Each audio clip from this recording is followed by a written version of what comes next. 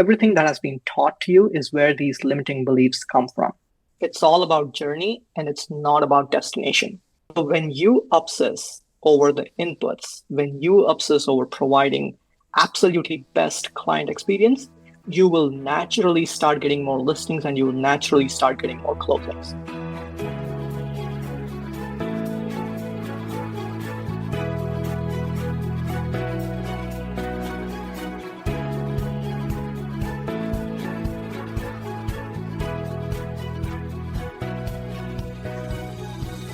Hello, Patrick Lilly here, and welcome to the Rev Podcast, where we ask the question, what does success mean to you?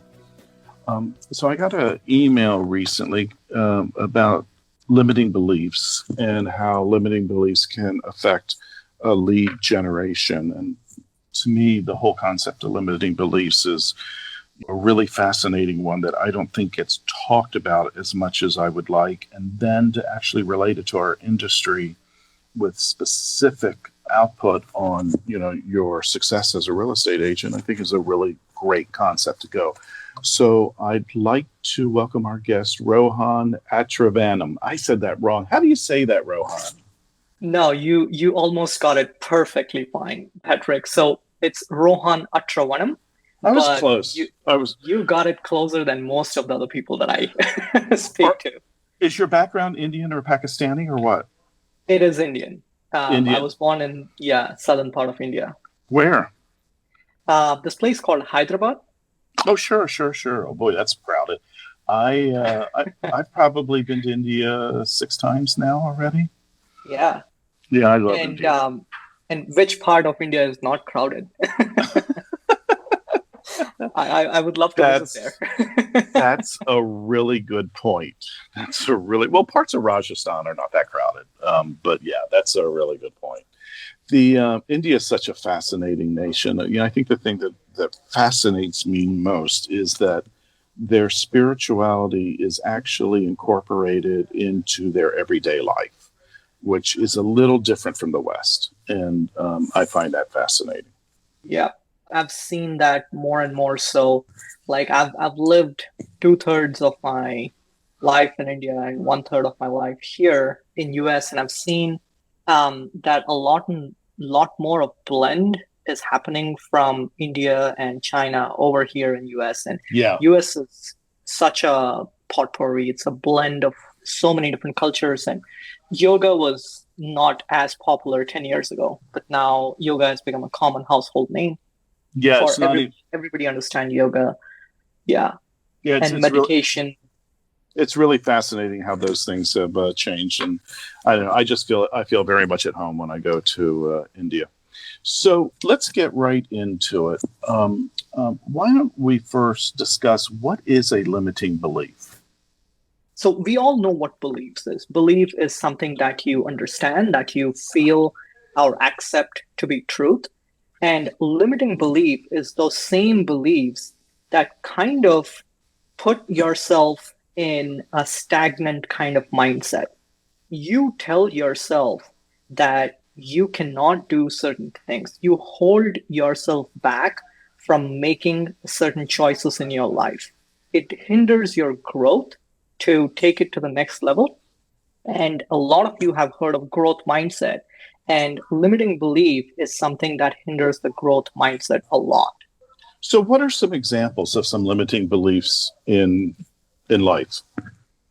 Let me give you the reason why limiting beliefs are present in the first place, and then I'll get into details of some of the examples, right?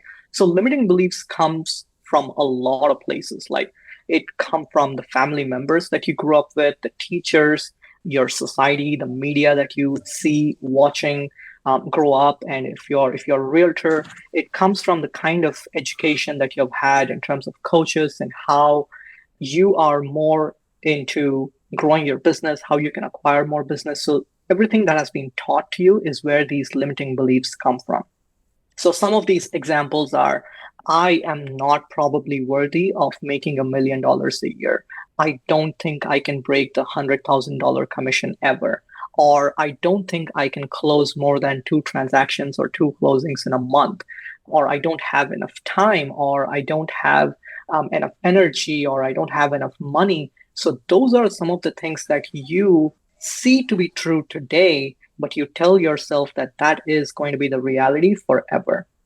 A couple of podcasts ago, you had Paul Ross who talked about how he ventures into subconscious and how he sells with subtle words that talk to the subconscious. This is exactly that. You are subtly selling yourself that you're not worthy enough. I don't think that many people are even conscious of the fact that they have these limiting beliefs. And some people are. So, how can we help our listeners to first identify what their limiting beliefs are so that they can be in choice to make a change if they so desire? So that's a fantastic question, Patrick. Nobody really asks themselves because we believe this is to be true. When you go on to a closing, or when you go on to a cold call, when you go on door knocking, or build out a flyer, or generate some kind of Facebook ad campaign, you are telling yourself that this person might not even respond to me. This person might not even talk to me. Why should I make one more call? Because the last 10 calls have been so brutal for me. Why is the 11th call going to be different? So you tell those things yourself every single day. So the number one step is like try to catch them as they come up. Whenever you feel some kind of negativity in you, it happens every single day. Whenever you find some kind of negativity in you, the first thing you have to do is catch yourself. And knowing that there is a negativity there is the first step to fixing the limiting beliefs. I would say that the cue is, as you mentioned, is when you think or you want to do something and then you're having an emotional reaction that's negative towards actually doing it. In that moment, that is where that emotion is really a great tool because it's saying, there's something out of alignment here. And then you can say, oh, is this a limiting belief? What is the belief that I have here that's not going to help me to get to my goals in life or what it is that I want to do? And it's in that moment that you can identify the limiting belief. It's the easiest way, I think. You're spot on that. And let me give you a great example to kind of bring all this in practicality, right? So let's say you got a new lead, and then you speak to them. How you go in, the mindset with which you go into the with the new lead, changes the direction you take in having a conversation with that lead. If you believe that that lead is a super awesome lead, they have amazing credit, they are a high above median kind of a price point listing or buyer, you go in all excited. But if you have a sense that they are below median, or they don't have a good credit, or they're not pre-approved, your energy levels naturally drop. That change itself in your energy is your limiting belief that I might not want a lead that is below median or has poor credit. So that's when you can be in choice because you can then make a business decision at that point. Is that the type of lead that first I want to work? And if the answer is no, then fine, then move on to the next one. But if you think it could be something you want to work, then you have the ability at that point to make a choice about how excited you are to move forward with that, even though there's going to be some challenges there. Absolutely. So it's in that moment when you can make a choice. So what happens though, that's a pretty concrete example. What happens, Rohan, when your limiting belief is something like, I'm not worthy, or, I'm going to use something from that I've seen in our society, like a good Christian doesn't make a lot of money. When you have a limiting belief like that, that's, probably from your parents, or at least generated from your childhood, how do you think you go ahead and attack? Because this is a much bigger picture thing, and I don't know that they can do it right in one moment, but how would you suggest they look at addressing those big picture limiting beliefs that are really, really holding them back from success? Fantastic question. So let me ask you a question, or let me ask the audience a question. When they think about a bigger picture kind of a limiting belief, such as I'm not worthy, it goes back to how many times in their life have they told themselves that they're not worthy of that, they're not worthy of achieving something. So the more number of times or the longer the time period somebody has told themselves a limiting belief kind of a thought, the harder it is to overcome instantaneously. One of the Buddha's principle is your brain is like a Velcro for negative expressions that you tell yourself, and it's like Teflon for positive expressions. So it's really hard for you to initially stick something positive in your brain when negative expressions are so easily attracted to you. So you have to practice, and this is why we all know the solution. You have to practice gratitude every single day. And it's really hard to start out practicing gratitude because you don't know if it is actually working. And you have been telling yourself all these lies all your life, and they kind of manifested itself in being the reality for you today. And I would say the other element that's a possibility is that when you find yourself, you discover what your big limiting belief is from, say, your childhood. It's usually when they're generated, not always. Yep. That's where things like you can start telling yourself something else, and that's where an affirmation is effective. So if you're telling yourself in that chatter that goes on your head that I'm not worthy or I'll never be successful or whatever, because that's what you heard when you were a kid. If you start telling yourself as I am worthy, I will be successful, I am going to make X amount of dollars this year, and you tell yourself at some point you're going to train your brain to let go of the old belief and bring in the new belief. Exactly. And brain is just an organ, Patrick. Brain doesn't know anything in reality. Like it's an organ, it has chemical reactions. When you have a successful transaction, you are sending certain kind of chemical reactions to your brain, and brain records that as a success, and then it tends to work on that success. And affirmations is just giving the brain similar kind of chemical reactions. It doesn't matter what happened in reality. It's what you tell your brain is what goes into subconscious, and your brain acts accordingly. Yeah, and I tell people all the time, your brain doesn't know shit. Exactly. So just a quick tangent, just because you brought it up and we were talking about India and you brought up Buddha. I'd have to say one of my all-time favorite places to visit in India was Bodh Gaya, which is where Buddha found enlightenment. Really, it was one of the most, I could have sat there for days and days and days. That's how, and it was funny because, I went to Varanasi too, which is one of the most spiritual places in India for Hindus. Yep. And I had no connection there at all. I didn't feel anything.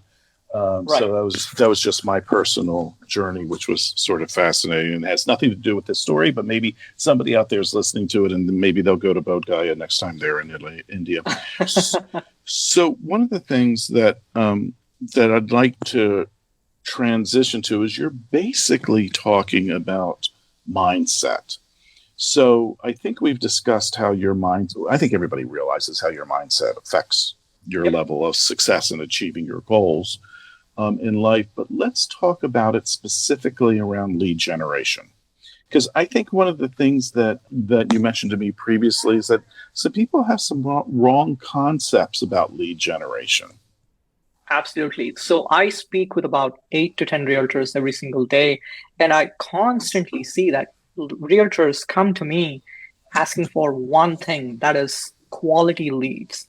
They are sick and tired of working with bad quality leads, that they are looking for that magic bullet, that silver bullet that can get them quality leads. But in reality, what they should actually be looking at is leads in quantity. So it's all numbers game, and it is counterintuitive when I say that quality leads are found when searched in quantity. A lot of realtors raise their eyebrows and they're like, what are you talking about? Why do I want to have more quantity and I have enough leads already? How can I find quality leads in them? It's all about numbers and it's in process. So you need to generate a lot of leads and wet each of these leads against whatever you define is the quality, right? You need to have a system, you need to have a process. And if you don't have it, there is no systematic way today to generate quality leads. So Sure, there are. I'm just going to interject here. I don't disagree with what you're saying, but I do want to qualify it. And Sure. I think it depends on your business model. So if your business model is working a very specific circle of influence or a very specific niche market, for example, I'm not sure that what you're saying right now is true. But there's only a few people, only a small percentage of real estate brokers that are able to generate a successful business doing that, not the majority. The majority of brokers need more leads because they're not able to generate enough on their own. So what you're saying now is really addressed to those individuals who want a lot more leads than they're able to generate on their own, correct? Correct. So I'm Okay. not talking about these niche players. Like you said, they're a very, very small percentage of people. Take Apple, for example. Apple as a company, when it originally started with iPhones in 2007, it was a premium product and it was not ordinary. I mean, not everybody could have afforded Apple products. So they kept it specifically there. So even in real estate, I mean, there are a lot of brokers, small percentage of brokers who want to target like these hyper focused luxury kind of markets. But even then, when you're looking at an average broker, average agent, you need to be looking at a lot of volume to be able to narrow down on the quality or the criteria that you personally use to qualify these leads. Yes, absolutely. So then let's talk about where you were taking this before about how quality comes out of quantity. Maybe dive into that a little deeper. Right. So 3 years ago, I'm a digital marketer and I heavily rely on platforms like Facebook and Instagram and YouTube to generate leads for my realtors. Sure, you can do a lot of cold calling, you can do a lot of farming, but I believe that there is an opportunity to scale faster with the latest technology that we have. So Facebook allowed you to target specific zip codes, specific income criteria, but now recently you're not able to do that because of hard regulations. And Facebook is a very good example of how you generate leads. And a lot of people frown upon that. But if you have a good process set around generating enough volume of leads, and then you're able to filter out with basic criteria, filter out anybody who is not looking at a price range that you don't want to work under, and then filter out all the leads. And now, lo and behold, you have a beautiful system that spits out leads every single day for price ranges that you're interested in. And then therein lies how you can get more quality leads when you focus on the process of generating of the quantity of leads. That makes perfect sense to me.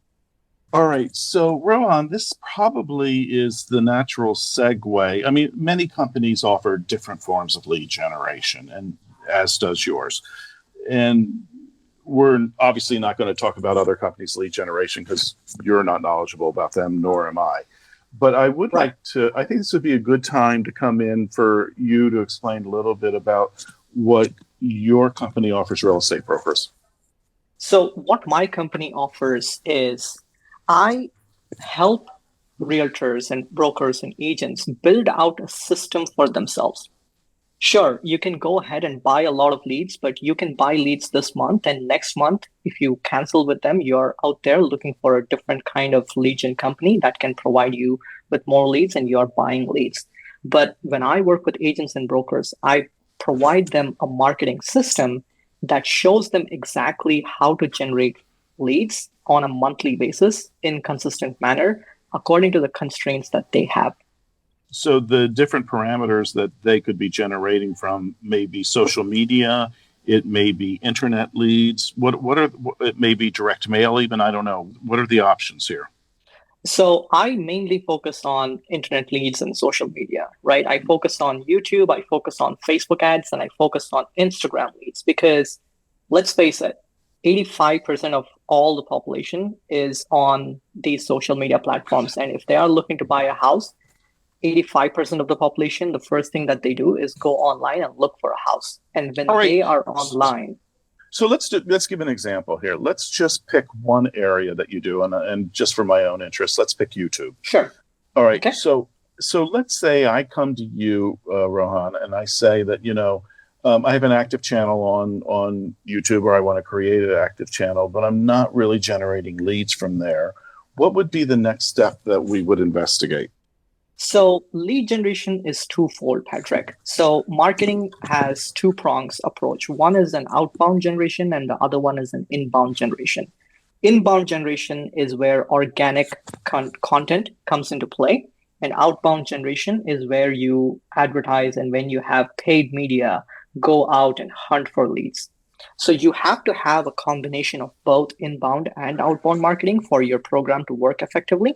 So for example, for what you're doing in YouTube, if you have a channel, if you have a lot of videos, you're posting videos on YouTube and you're letting YouTube's algorithm try to bring in a lot of leads through your inbound strategy. You also need to pay YouTube to promote some of your content, or you could create like a 15-second or a 10-second clip or a 30-second clip and pay YouTube to post that and then draw their attention, create a hook, educate them for 5 or 10, 15 seconds, and then provide a strong call to action wherein they visit your website or your landing page or provide you more information for the services that you're offering. And approximate cost on doing something like that, what you'd have to pay YouTube in that scenario? Obviously, it would depend on the reach. It would depend on the reach. It would depend on a lot of factors, but you can start running these ads for as little as $5 or $10 a day. Really? And they can be effective? They can be effective. We've discussed the Facebook ads quite a bit on this channel, Yep. so I'm not going to go into that today, though I understand Sure. that if people are interested, they come to you. So let's say on the YouTube ads, what would you actually set up for your client? So there are two things that I set up for my client. One is a brand promotion. The other one is a lead gen promotion, right? So we all know what buyers and sellers want, and it is based on what type of leads that you're trying to attract. I customize their ads accordingly. So we all look for sellers. We all want listings. So I'll focus on that. So one of the things that sellers want, out of multiple reasons why they want to work with a real estate agent, is they want to work with somebody who can effectively sell their house in a specific time frame. So I would work on creating an ad wherein they talk about what is their average days on market for their listings and what was the recent average days on market for the last 5 listings, and showcase that to the audience in a specific region. And anybody who is interested in selling their house fast can easily reach out to this realtor because now they have a proof that this agent is able to do that. And then do you help them target the actual ad too? So when we run these ads, YouTube gives a lot more options. You can target by income bracket, you can target by geography, and it is much more targeted than other channels right now. But you assist in that process? Yes, Okay. I completely take care of it. It's complete end-to-end solution that I provide. And I also educate them as need basis. Some people want it to be completely hands-off because being a realtor is a full-time job in itself. And a lot of people are not interested in learning the mechanics behind it, but some people are. So we also have a weekly training sessions that we run for realtors. So we teach them that also. Awesome. So, Rohan, this has been an interesting conversation. We're going to wrap it up. Is there anything else you think that's really important that should be shared before we talk about how we can get a hold of you?